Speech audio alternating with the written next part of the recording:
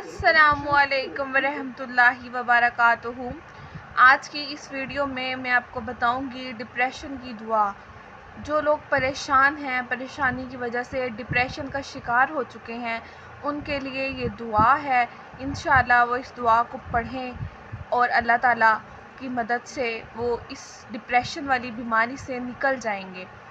आइए देखते हैं वो कौन सी आयत है जिसको उन्होंने डिप्रेशन में पढ़ना है और अपने लिए अपने रब से दुआ करनी है। इंशाअल्लाह उनकी दुआ कबूल होगी।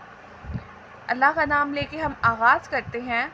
बिस्मिल्लाहिर्रहमानिर्रहीम। शुरू अल्लाह के नाम से जो निहायत मेहरबान और रहम करने वाला है।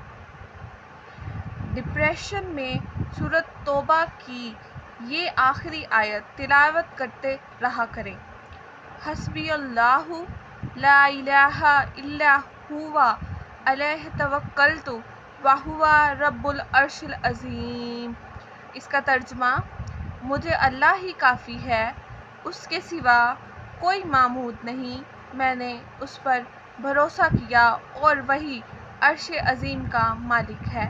बेशक ये है सूरत तौबा की आखिरी आयत जो हमने, अगर किसी को कोई डिप्रेशन हो, कोई इस मर्ज़ में मुब्तला हो, तो उसको चाहिए सूरत तौबा की ये आखिरी आयत तिलावत करते रहा करे, पढ़ते रहा करे।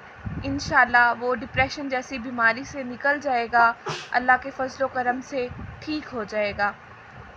आज की हमारी इस वीडियो में इतना ही। बहुत शुक्रिया। हमारे चैनल को लाइक करें, कमेंट करें और सब्सक्राइब करना मत भूलिएगा।